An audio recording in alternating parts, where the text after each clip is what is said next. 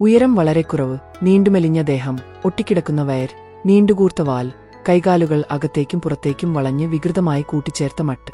നടക്കുമ്പോൾ നിലത്ത് ഇഴയുകയാണെന്നു തോന്നും. ഓടുമ്പോഴും നടക്കുമ്പോഴും ഭംഗിയിൽ ആടിക്കൊണ്ടിരിക്കുന്ന നിലമുട്ടിക്കിടക്കുന്ന ചെവി, തിളക്കമാർന്ന കണ്ണുകൾ, പറയുന്നതെല്ലാം കേൾക്കുന്ന മട്ടിൽ ശ്രദ്ധയോടെ തല ചെരിച്ചു പിടിച്ചുള്ള നിൽപ്പ്. ദേഷ്യവും സ്നേഹവും തിരിച്ചറിയാനും ഇണങ്ങാനും പിണിങ്ങാനുമുള്ള കഴിവോ അതിസാമർഥ്യമോ. ഡേഷ് ഹുണ്ട് എന്നും ഡേഷ് ഹൗണ്ട് എന്നും അറിയപ്പെടുന്ന ഡാഷ് എന്നു പലരും വിളിക്കുന്ന നായെക്കുറിച്ചാണ് പറഞ്ഞുവരുന്നത്. ബേജർ ഹുണ്ട് എന്നും പേരുണ്ട്. വേട്ടനായ്ക്കളുടെ ഇനമാണിവ.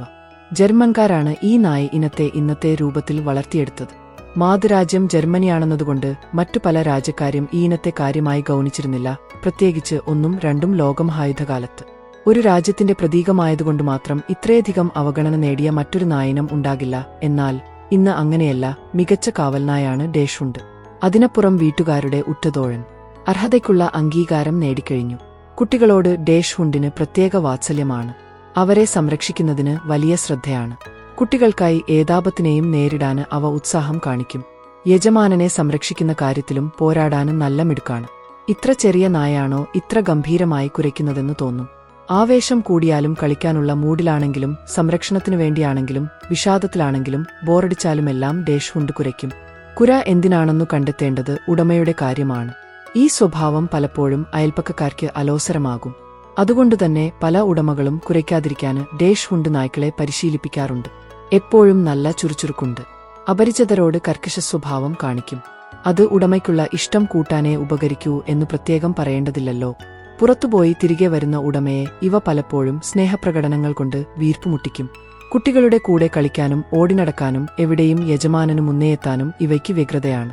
എറിയുന്ന പന്ത് എടുത്തുകൊണ്ടുവരാനും പിന്നാലെ പായാനുമുള്ള ഉത്സാഹം യോജനുസിലെ വേട്ടനായുടെ കഴിവ് തെളിയിക്കുന്നതാണ്. പരിശീലനം നൽകിയാൽ നല്ല അനുസരണശീലമുണ്ട്. വീട്ടിൽ വളർത്തുന്ന മറ്റു വലിയ നായ്ക്കൾക്കൊപ്പം ഇണങ്ങിപ്പോകാന് ഇവയ്ക്ക് ബുദ്ധിമുട്ടില്ല. സ്ഥിരമായി ഒരു സ്ഥലത്ത് കിടക്കാനാണ് ഇഷ്ടം. അത് പോർട്ടിക്കോവിലോ ബെഡ് റൂമിലോ കസേരയിലോ ആയാൽ സന്തോഷം. മാളത്തിലുള്ള എന്തിനേയും പിന്നാലെ ചെന്ന് മാന്തിയെടുക്കുന്നതിന് ഈ ഇനത്തിന് നല്ല വിരുതാണ്. പാമ്പോ എലിയോ മുയലോ എന്തായാലും വിടില്ല. ചെറിയ കൈകൾ കൊണ്ട് മാന്തി ദ്വാരം വലുതാക്കും. ഈയൊരു ഗുണം മൂലം പൂന്തോട്ടം നശിപ്പിക്കുന്നുവെന്നൊരു പരാതി ഈ ഇനത്തെക്കുറിച്ചുണ്ട്. വിഷപ്പാമ്പുകളെ നേരിടാനും നല്ല ചങ്കൂറ്റമാണ്. പലപ്പോഴും ഇവയുടെ കഥ കഴിക്കാനും ഈ ധൈര്യം ഇടയാക്കിയേക്കും. പാമ്പിനെ ഓടിപ്പോകാന് അനുവദിക്കാതെ അവയ്ക്ക് ചുറ്റുമായി കുരച്ചുകൊണ്ട് ഓടിനടക്കും. ഇടയ്ക്ക് തരം കിട്ടിയാൽ കടിച്ചു കുടയും. അതിനൊപ്പം ഉടമയെ അറിയിക്കാനായി വ്യഗ്രതയോടെ വാതിലിൽ തട്ടിവിളിക്കും.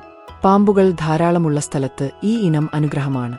ഒരിക്കൽ ഇഷ്ടപ്പെട്ടു വളർത്തിയാൽ പിന്നീട് ഈ ഇനത്തെ ഉപേക്ഷിക്കില്ല എന്നത് പലരുടെയും അനുഭവമാണ്.